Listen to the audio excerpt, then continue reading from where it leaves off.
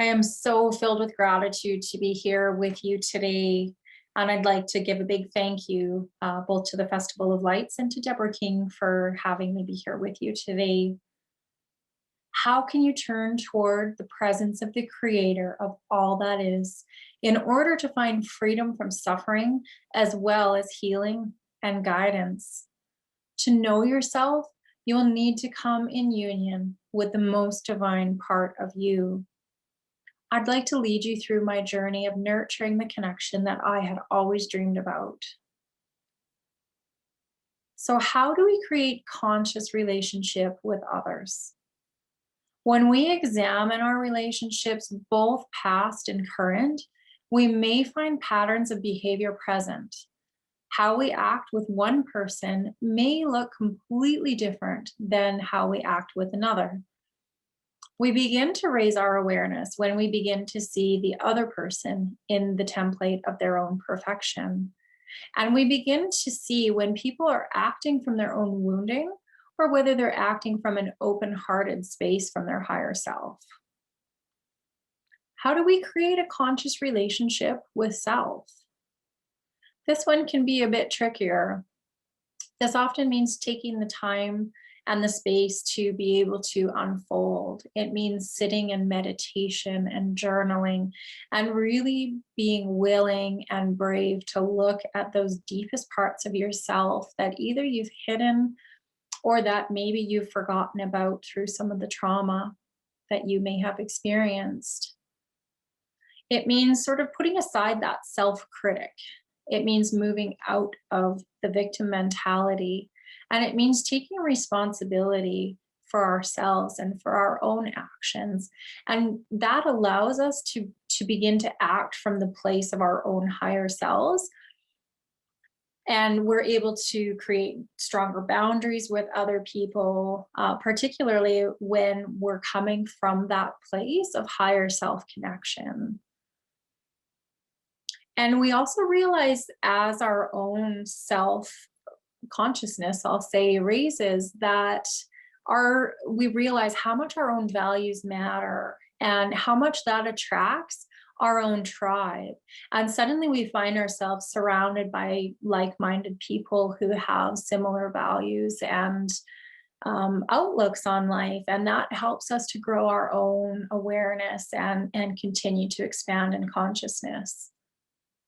So how do we create a conscious relationship with God? I say God, you may say source or spirit or the creator of all that is, whatever your term for it is. We create that relationship when we're able to see others and ourselves as integrated pieces of God. We can see that there's this huge force beyond our own personalities that are guiding us. And the more that we connect to that force, the more that we're able to see things like the synchronicities and divine perfect timing. These are the aha moments that open you to the force of God. This is what allows us to resonate with people on a higher frequency, and even more synchronicity unfolds. And so I'd like to take you on a little bit of my personal journey now that really started from the time that we're born. And one of the first relationships that we ever experience is with our parents. My own entry into this world was somewhat traumatic, and I can say that I've been trying to recover ever since. My first relationship, which was to my birth mother, was severed a few days after birth as she had put me up for adoption. Later in life, I realized that this difficult birth had created a deep feeling of abandonment in me between myself and with God. And in turn, this was a separation deep in my own self. Deep within my own being, I felt unwanted and unlovable, having been rejected, so it seemed, from the time of my birth. As I've progressed on my journey, I realized that I was never rejected by my birth mother, and rather that I was surrendered in love, because she wanted me to live the life that I was worthy of, knowing she couldn't give me the loving and stable environment that she felt important for a child to have. So, as I turned deeply inward throughout my journey, I've also realized that so many difficult circumstances in my life, that my separation from God or from source and from spirit was wrongly perceived. It's really amazing when we're able to step back and look from a wider lens perspective, we can truly see the blueprint of the divine weaved throughout our lives. Sometimes we just lose sight and step away from ourselves through the struggle and heavy emotions that we experience. It takes bravery to really look deeply into our experiences and behaviors in order to bring us closer to others, ourselves, and God. Can you identify any circumstances in your life where you had completely misperceived the situation, having told yourself a story that was different than the actual truth? At one point in my life, all I could perceive around me was separation. My son had died. My mom had died. My dad had moved far away and was in a committed new relationship. I was separated from my husband. By this point in time, I felt completely punished by what I had called God. I had never felt more alienated or completely alone in all those years. And that's what brought me to really start my healing path just about 10 years ago with Deborah King. I had a yearning deep inside to feel connected and whole. I realized there were so many shattered pieces inside me throughout all of my lifetime experiences of adoption, sexual abuse, open heart surgery, the losses of my son and mother, and divorce, all by the age of 30. It seemed like so much trauma to hold. And what's interesting is that despite feeling separate from God, is that I still carried a deep faith. On some level, I was aware that these experiences were designed for me to find my higher self and to connect to that of others, which opened me to see the handprint of the divine infused throughout. Driven by the grief of following the losses of my son and mom, I began searching for ways to escape my own environment, which seemed like a constant attack to my system. In doing this, I found meaning in taking yearly trips down to Peru. And I went from being a group member to a team leader, eventually to a country co-coordinator.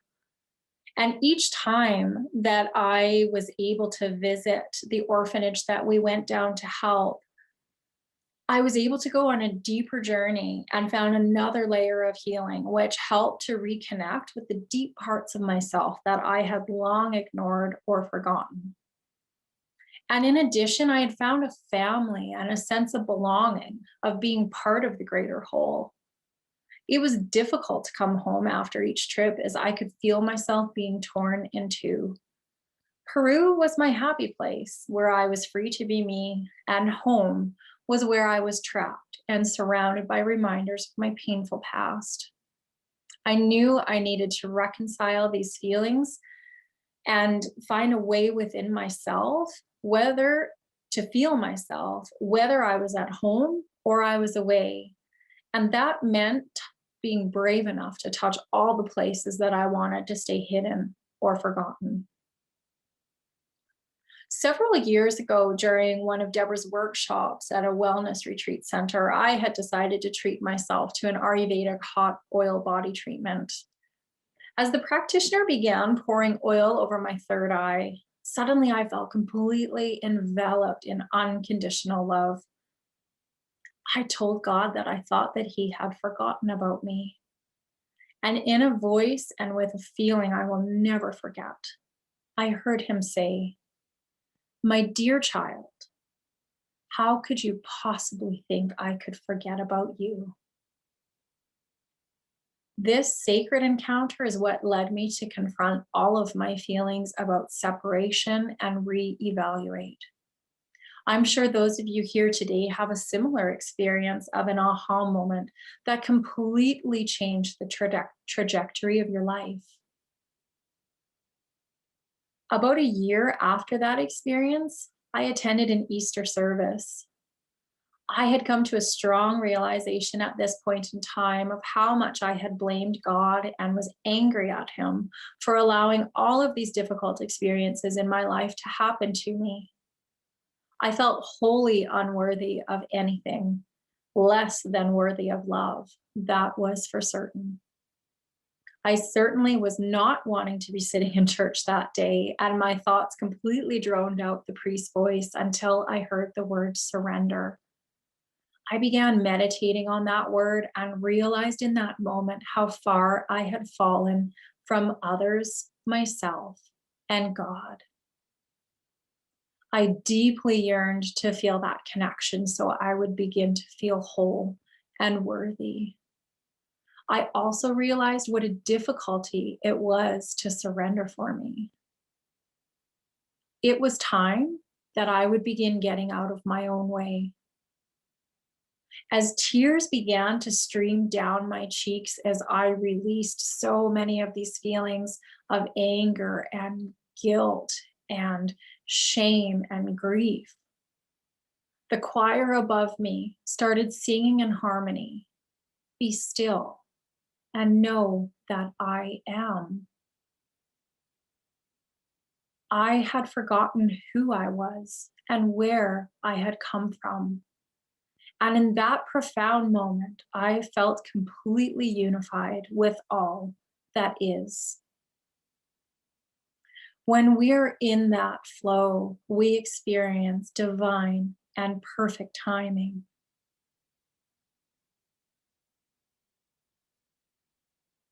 Almost 18 years ago, I'd had a dream in which my son had died. You can imagine that would be any mother's worst nightmare. And about a month after that dream, we were visiting my parents at their farm, and Gabriel, my son, that night was having a lot of difficulty settling for sleep. We were frustrated. We were just wanting him to sleep. We were all exhausted, and he just kept pointing at something behind us, beyond us, and he just kept saying, "Go away, go away." Of course, in that moment, we had no idea what was in store the following day.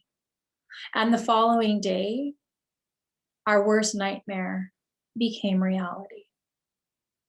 And there's nothing that can prepare any mother, any parent, any grandparent for the feeling of holding that lifeless child in your arms. For me, that was one of the biggest moments of surrender, and it seemed an impossible task that God had asked of me. Several years later, my mom became ill, and I became one of her main caregivers. And in the weeks before she was passing away, she started to have different visions and visitations and things that sort of happen with the end of life journey. And she kept telling me that there was this donkey that kept coming to her room. And I asked my mom if this donkey had a certain message for her. And she said to me that the donkey just kept telling her that all things were coming in perfect timing. It's difficult to understand the concept of divine timing when you're in the process of going through that end of life. And so ultimately, it was helping, my mom to find her spiritual home.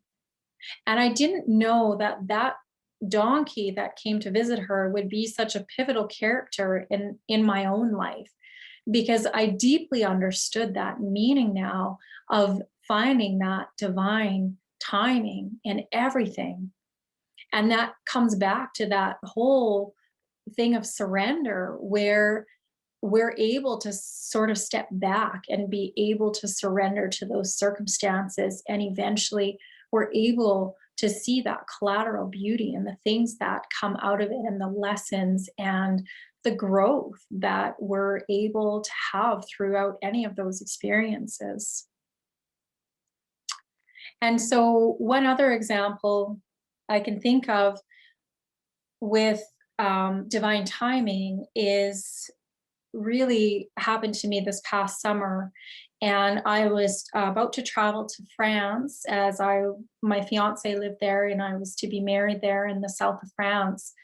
And on our first day of traveling, down to the south of France, we had decided to go to a town called Rennes-le-Château. And that is the place that is very steeped in the mysteries of Mary Magdalene. And part of our path had been finding and had been leading through some of those archetypes of very powerful healers, really. And as we decided to walk up the hill there,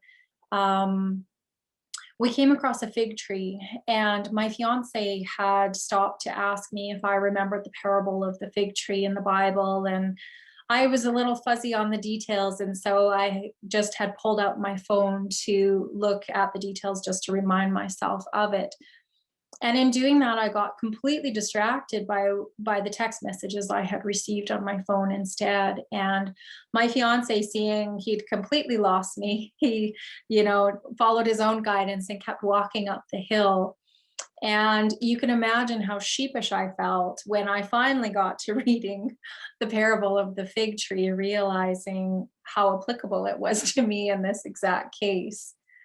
And so I started to climb the hill, and I came to a fork in the path, and I didn't know which one I should take. And I ended up going and taking the road, hoping that I would find my fiance there. And as I rounded the corner, I saw him talking to an elderly gentleman. And as I approached, the elderly man put his arms open to greet me with a hug. And as I got near him, I could feel his legs trembling. And as he wrapped his arms around me and mine around him, all of a sudden, I just had tears just streaming down my face. And in that moment, our hearts had completely unified. And I felt like I had found my spiritual home and that I was finding somebody who was a piece of my family and where I was finally home. And had my fiance not continued up that path, he never would have randomly had this man come out of the bushes in the middle of the road, seemingly out of nowhere. And this man would become one of the pivotal characters throughout the rest of our journey in southern France. And so when we're open and able to find our place through all of those conscious relationships and connection and synchronicity, we're able to see that bigger blueprint of all of our lives that are connected. And so it was through my own inner journey and the magic of energy medicine that I entered into sacred relationship with emotion's true flow that became my navigation system. This sacred flow of energy became amplified with divine love. Merging that flow with the healing power of a pure heart brought me to my knees in awe of the sacred relationship I had reclaimed with the divine. It's through this sacred union with love that we become conduits of healing for those who seek inner transformation. Thank you so much for being with me here today, traveling through space and time, and for being an integral part of my healing journey.